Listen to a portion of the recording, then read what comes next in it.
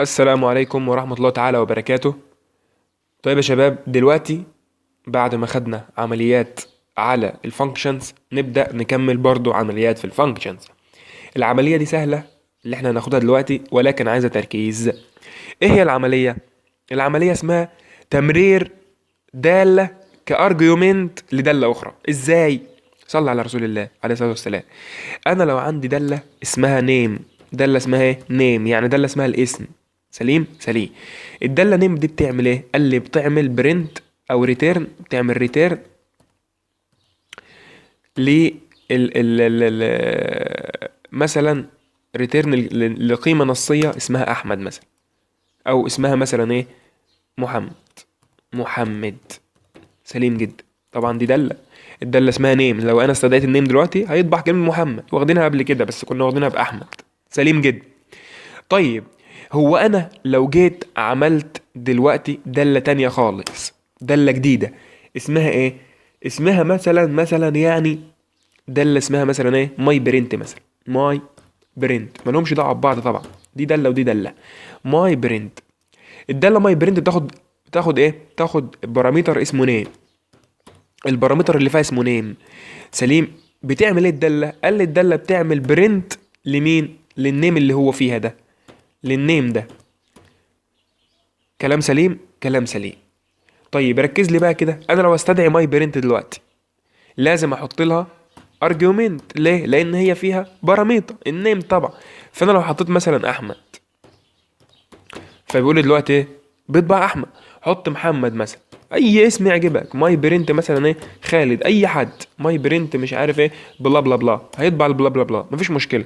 ولكن ركز، ركز. اللي انا كنت بمرره ده كان اسمه ايه؟ ارجيومنت، صح؟ صح، يعني قيمه للمتغير اللي اسمه نيم. افهم كده بقى. شوف انا هعمل ايه. ماي برنت. بص، بص.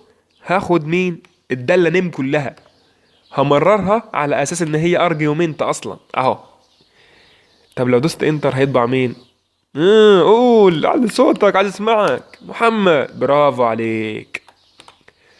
اظن جت ولبست في دماغك مش هتطلع تاني.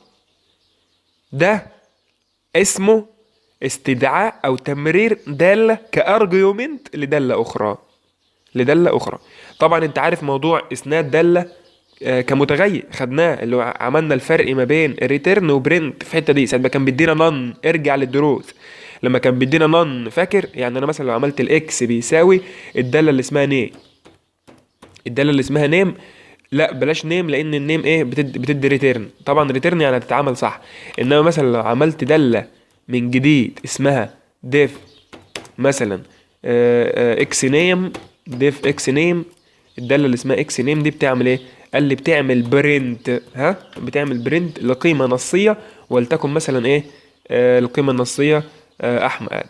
ماشي، احمد. سليم سليم. لو جيت تستدعي الداله اللي اسمها اكس نيم دي، يعني لو جيت تعمل اكس نيم واستدعيتها اهو، وبعدين عملت ايه؟ قلت انتر، فبيقول لك احمد. تمام. ولكن لو عملت متغير اسمه اكس مثلا، وحطيت في المتغير اللي اسمه اكس ده الداله نفسها اهو اللي انا بستدعيها اللي اسمها اكس نيم، ايه اللي بيحصل؟ اللي بيحصل ان انا بسند داله المتغير دلوقتي، يعني بدل المتغير قيمه اللي هي داله. فبيقول لي احمد. سليم. ولكن لو عملت برنت للاكس، لو عملت برنت للاكس فبيقول لك ايه؟ نن، يعني ولا حاجه، ده كدب. انما الداله اللي هي لو عملت داله تانية اسمها ديف مثلا اكس نيم، ده اللي اسمها ديف اكس نيم زي اللي فاتت بالظبط، ولكن المره دي هغير حاجه صغيره. ايه هي؟ ان انا بدل ما اعمل برنت هعمل ريتيرن. هعمل ريتيرن لمين؟ للنيم اللي هو كان اسمه احمد. مركز لي، مركز معاك يا باشمهندس. اجي استدعي الداله اللي اسمها اكس نيم دلوقتي. الداله بيقول لي ان بتطبع كلمه احمد، ولو اسندت الاكس نيم دي اللي انا عاملها دي لمتغير اسمه اكس، يعني حطيت للاكس ده قيمه والقيمه دي هي الداله، فبيقول لي لو عملت برنت للاكس المفروض يطبع نن، صح؟ لا، ده طبع احمد. وده الفرق ما بين ريتيرن اهو، طبع احمد هنا وهنا طبع نن.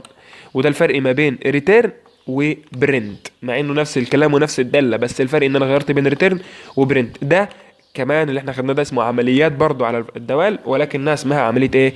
اسناد داله لمتغير. اسناد داله لمتغير.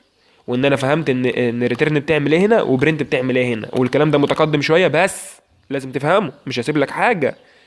ايوه يلا بقى نلتقي في الفيديو الجاي، عشان الفيديو ده بقى 5 دقايق يعني طول، والناس بتكره التطويل. لما كنت بعمل فيديوهات 30 دقيقة الناس كانت ما بترضاش تشوفها، او الناس كانت بتزعل بتقول لي احنا هنحملها ازاي، لان في ناس اصلا ما بتشوفش الكورس على على اليوتيوب، لا بيحملوه، يعني بيجي لهم اشعار ان في فيديو نزل يروحوا يحملوه، ما بيسمعوش على ما بيشوفوش على اليوتيوب كده. تمام، فهم عايزين حاجة صغيرة ينزلوها، مش عايزين حاجة مجعلصة. تمام، يلا سلام عليكم، اشوفكم الفيديو الجاي.